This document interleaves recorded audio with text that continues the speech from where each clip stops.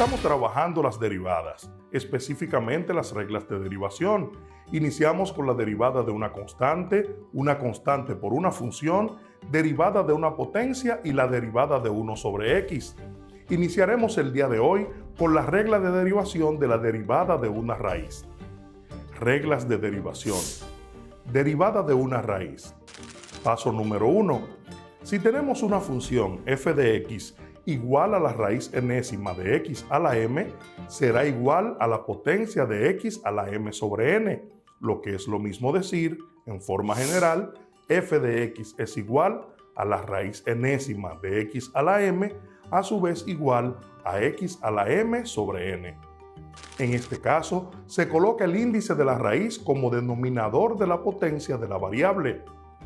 Paso número 2. Ya expresada nuestra función f de x en forma de potencia, procedemos a hallar la derivada de dicha potencia. Si f de x es igual a x a la n, entonces f de x será igual a n por x a la n menos 1. Al resolver esta operación, se debe expresar el resultado como una raíz, tal cual se presenta al inicio del ejercicio dado. También tener presente que si el resultado da exponente negativo, se debe hacer la reciprocidad de este para que el resultado quede con exponente positivo. Dicho esto, pasemos a nuestro lugar de trabajo para resolver algunos ejercicios relacionados a esta regla de derivación. Bien chicos, veamos ahora de manera práctica la derivada de una raíz. Y tenemos que nuestra función dice, o nuestra regla de derivada de una raíz, si f de x, la función dada, es igual a la raíz enésima de x a la m, entonces la derivada de f de x o de nuestra función va a ser igual a x elevado a la m, fíjate, el mismo exponente que tiene x, pero ahora con denominador n, que es el índice de la raíz. Vamos a hacer esto de manera práctica y veamos qué combinación de reglas de derivada vamos a realizar. En este caso tenemos la función f de x igual a raíz cúbica de x a la 2. Nos dice la regla que esto va a ser igual entonces a la derivada de la función f de x es igual a x elevado a la 2 sobre 3.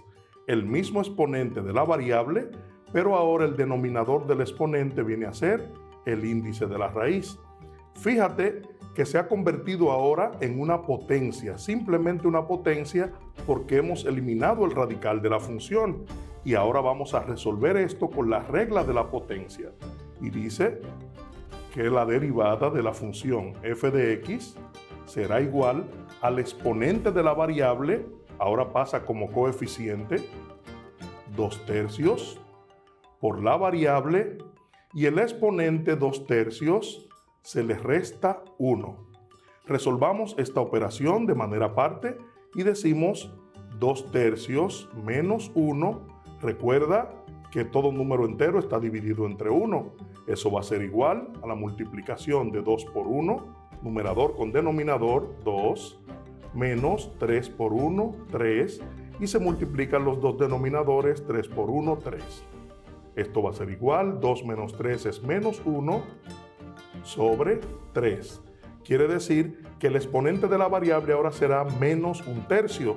Entonces, la derivada de nuestra función f de x va a ser igual a 2/3 x a la menos 1/3. Recuerda también lo que dijimos en la teoría, que cuando el exponente es negativo debemos hacer la reciprocidad para eliminar el negativo del exponente. Entonces, la derivada de nuestra función f de x va a ser igual a 2 sobre 3 x a la 1/3 positivo. Pero también dice la teoría que debemos expresar el resultado como una raíz, tal cual se expresó al inicio de nuestro ejercicio. Entonces diremos para finalizar que la derivada de f de x va a ser igual a 2 sobre 3 por la raíz de x. Dice 1/3, queda 1 como exponente de la variable que no se marca y el 3 del denominador pasa a ser el índice de la raíz. Entonces el resultado será la derivada de f de x es igual a 2 sobre 3 raíz cúbica de x. Resolvamos la siguiente función. Dice y, recuerda que y, tanto como f de x, estamos refiriéndonos a la misma función. Para este caso, y es igual a 3 por la raíz quinta de x a la 6, vamos a hallar la derivada. Entonces decimos que la derivada de y va a ser igual a 3.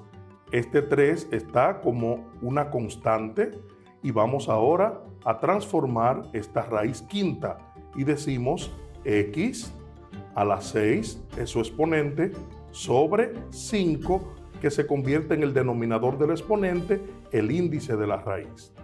Vamos a resolver esto ahora como la derivada del producto de una constante por una función. Entonces decimos que la derivada de y va a ser igual a 3 por, y vamos a resolver ahora esta función o la derivada de esta función. Bajamos el exponente como coeficiente, 6 quintos, x a la 6 quinto menos 1. Multiplicamos ahora esta parte de acá de la constante con el coeficiente de la variable. Recordemos que el 3 está sobre 1 y vamos a multiplicar estas dos fracciones. Decimos que la derivada de y es igual, 3 por 6 es 18, sobre 1 por 5 es 5. Tenemos nuestra variable x y resolvemos ahora 6 quintos menos 1 sobre 1. Eso es igual a 6 por 1, 6, menos 5 por 1, 5, y multiplicamos los denominadores 5 por 1, 5. Eso es igual a 6 menos 5, 1, sobre 5. Entonces quiere decir que el exponente de la variable ahora es 1 quinto. De este modo, vamos ahora no a hacer reciprocidad porque el signo del exponente es positivo, sino que vamos a expresar este resultado como forma de una raíz. Entonces decimos que la derivada de y va a ser igual a 18 quintos por la raíz quinta, que es el denominador del exponente, pasa a ser ahora el índice de la raíz de x elevado a la 1 y el 1 no se marca. Bien, este ejercicio donde la función y es igual a raíz cuadrada de x, lo vamos a dejar como asignación para que lo resuelvas en tu cuaderno. Vamos a resolver nuestra última función y decimos que la derivada de f de x es igual a x, que es nuestra variable, a la 5, y recuerda que el índice de la raíz se convierte en el denominador del exponente. Queda entonces x igual a 5 tercios. Entonces, la derivada de f de x es igual al exponente, porque ahora es la derivada de una potencia, 5 tercios, x a la 5 tercios menos 1. Resolvemos esta parte, lo vamos a hacer acá. 5 tercios menos 1 sobre 1 es igual a 5 por 1, 5, menos 3 por 1, 3. Multiplicamos los denominadores, 3 por 1, 3. Restamos en el numerador, 5 menos 3, 2. Y el denominador pasa igual 3. Entonces, la derivada de f de x es igual a 5 tercios x elevado a las 2 tercios.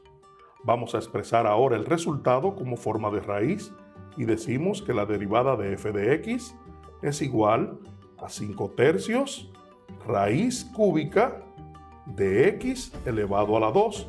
Fíjate, tomamos el denominador del exponente y lo colocamos como el índice de la raíz y queda el exponente de la variable 2.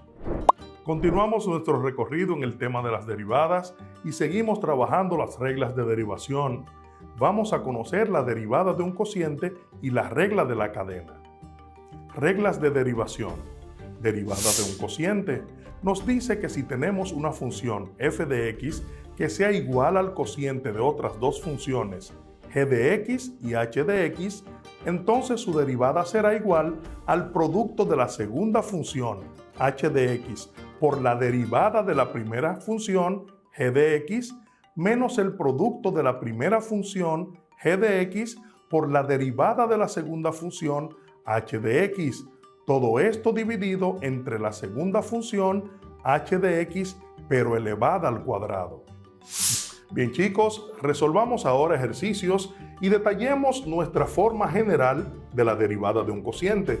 Dice que si tenemos una función f de x igual al cociente de otras dos funciones, g de x y h de x en este caso, entonces la derivada de f de x va a ser igual al producto, fíjense, el producto de h de x por la derivada de g de x menos g de x por la derivada de h de x. Todo esto dividido entre h de x elevado al cuadrado. Llevemos esto de manera práctica a un ejercicio.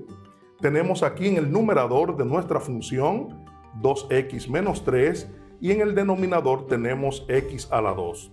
A la parte del numerador le vamos a llamar g de x para sacar su derivada. G de x del numerador.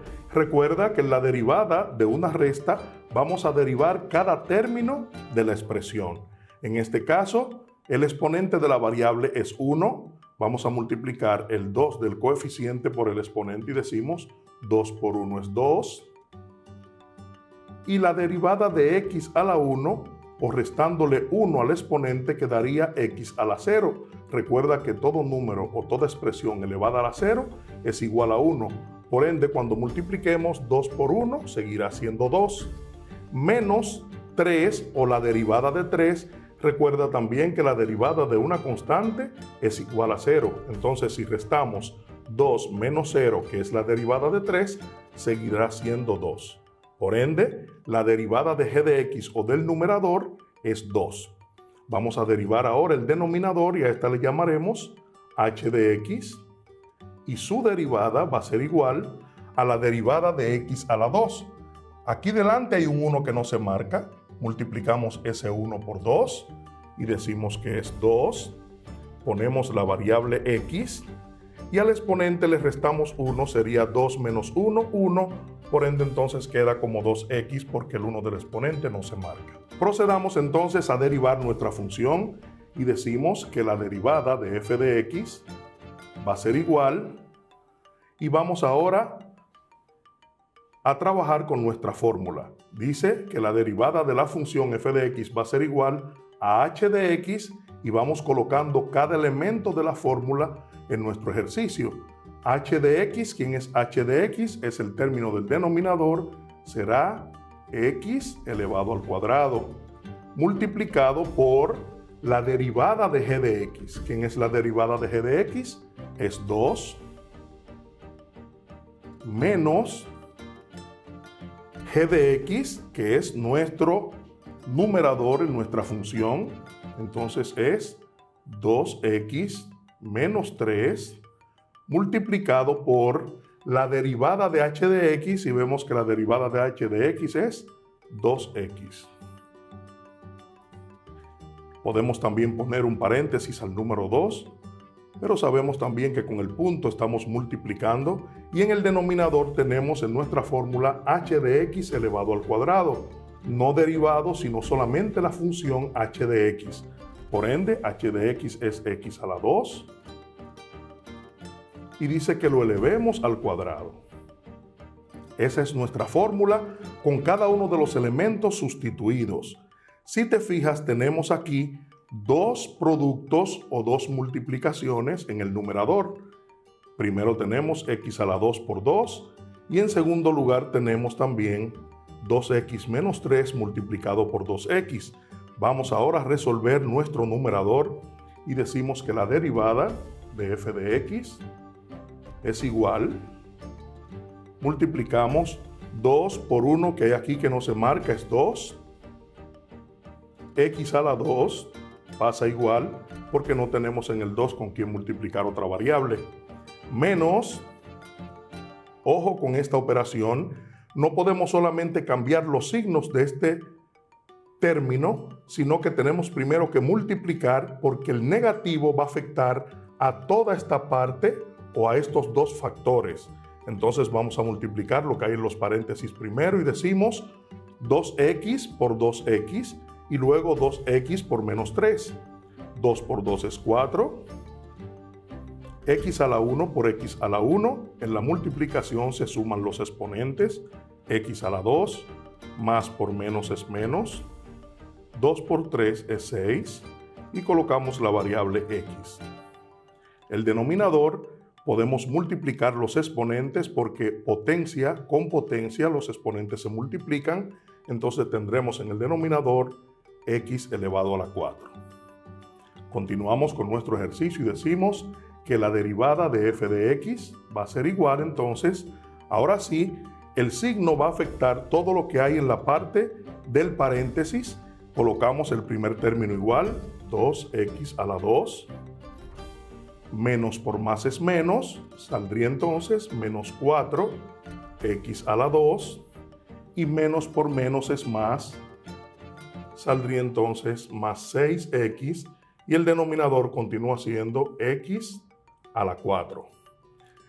Si nos fijamos en la parte del numerador tenemos x en los tres términos, pero hay dos de ellos que son semejantes, por ende los podemos reducir.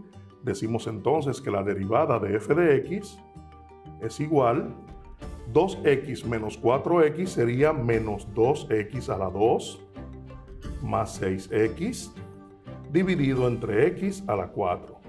Podemos factorizar también el numerador, sacar factor común y vamos a decir entonces que la derivada de f de x va a ser igual, x que es común para los dos, multiplicado, si a menos 2x le quitamos una x de estas dos que hay aquí, tendríamos una sola x, sería menos 2x, más, y si a 6x le quitamos esa x que está ahí y está aquí ahora como factor, quedaría 6. Todo esto dividido entre x a la 4. Como tenemos en el numerador un factor o dos factores porque hay una multiplicación, esta x que está aquí, que es una, la vamos a eliminar con una x del denominador y quedaría entonces en el denominador x a la 3 y en el numerador no habría factores sino solamente una expresión, quedando entonces la derivada de f de x igual a menos 2x más 6 dividido entonces entre x a la 3.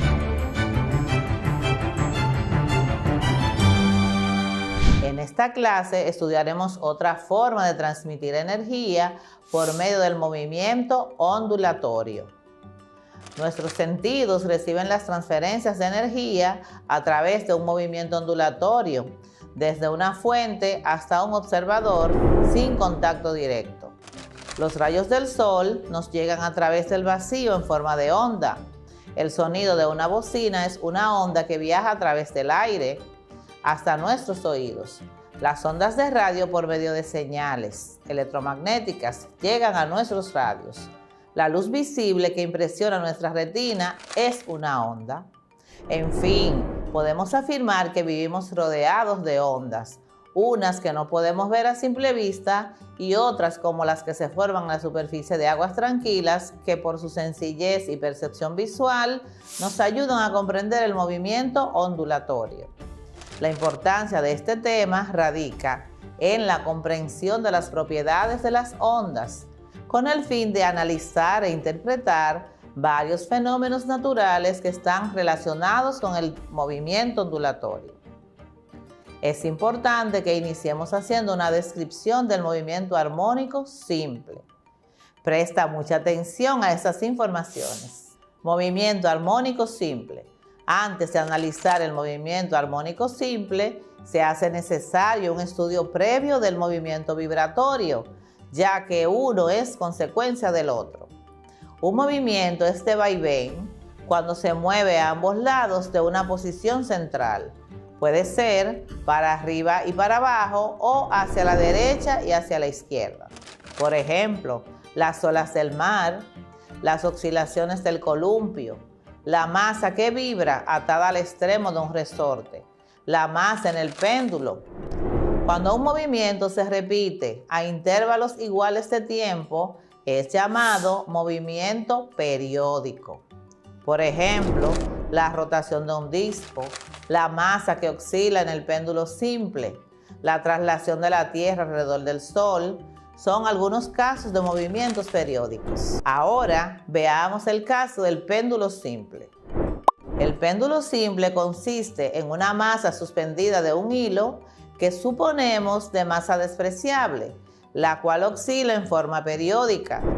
Para poder concluir que el movimiento del péndulo simple es un movimiento armónico simple, se debe verificar que la fuerza resultante que actúa sobre él es recuperadora y tiene la fórmula F igual a menos K por X. Describiendo la imagen tenemos que en un movimiento armónico simple actúa una fuerza de restitución ejercida por el resorte y dirigida hacia C. Ya estudiamos que una fuerza así es una fuerza elástica y que es directamente proporcional a la magnitud del desplazamiento. Fuerza de restitución es igual a menos K por X, lo que representa la ley de Hooke. El signo negativo indica que la fuerza y el desplazamiento tienen direcciones opuestas. Ahora sí, con esta introducción ya podemos adentrarnos al tema principal de hoy. Un movimiento periódico de vaivén a ambos lados de una posición central de equilibrio se llama movimiento armónico simple. Los casos de masas que vibran sujetas al extremo de un resorte ideal y que oscilan unidas al extremo de un hilo sin peso e inextensible llamado péndulo simple son los prototipos más comunes del movimiento armónico simple. Ahora describiremos las variables del movimiento armónico simple observando esta imagen. Llamaremos oscilación completa al movimiento que se realiza de A a B y de B hasta A. El movimiento es realizado por una partícula desde cualquier posición hasta regresar de nuevo a ella. Posiciones extremas son las de A y B. Posición de equilibrio es la de C, es la posición central, en la cual la fuerza neta que actúa sobre la partícula es nula. Período o T es el tiempo requerido para una oscilación completa. Se mide en segundos. Su fórmula es T es igual a 1 sobre frecuencia. Desplazamiento o X es la distancia desde C hasta el lugar donde está la masa en ese instante, o T. Posición que recorre la partícula desde el punto de equilibrio hasta cualquier posición en un instante dado.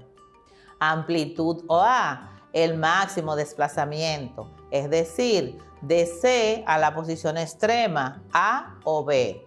El máximo desplazamiento a partir de la posición de equilibrio y se mide en metros. Frecuencia es el número de vibraciones completas por unidad de tiempo. Sus fórmulas son F es igual al número de vibraciones entre el tiempo o F es igual a 1 sobre período. Si el movimiento es armónico simple, debe tener las siguientes características. La amplitud debe ser constante. El período debe ser constante. Las velocidades y aceleraciones en cada punto de la trayectoria deben repetirse de manera simétrica, es decir, los valores de la velocidad y aceleración en A y B deben ser los mismos, así como en otros puntos simétricos intermedios a ambos lados de C. Observa a tu alrededor e identifica al menos 3 cuerpos que presenten movimiento oscilatorio y anótalos en tu cuaderno. Continuemos aprendiendo. Según las leyes de Newton, una fuerza neta que actúa produce una aceleración y si esa fuerza es variable, la aceleración también es variable. Por lo que en el movimiento armónico simple, la velocidad y la aceleración son variables. Si observamos un movimiento de una masa en un resorte, por ejemplo, es fácil concluir que en las posiciones extremas la velocidad se hace 0, ya que la masa se frena y se devuelve, lo que nos hace pensar que en la posición central la velocidad es máxima. Por lo tanto, como vemos en la imagen, la velocidad varía en magnitud cada instante y cambia de dirección en las posiciones extremas. Como la fuerza depende del desplazamiento o X, haciendo un razonamiento lógico, podemos concluir que Si el desplazamiento es máximo en los extremos, la fuerza lo será también. Y si el desplazamiento es nulo en la posición de equilibrio, la fuerza también será nula. Como la aceleración es proporcional a la fuerza según la segunda ley de Newton, su variación para el movimiento armónico simple será igual que la fuerza. Es decir, la aceleración es máxima en los extremos y nula en la posición C o de equilibrio, como observamos en la imagen. En el caso particular del péndulo, la energía potencial gravitatoria es igual a masa por aceleración de la gravedad por altura.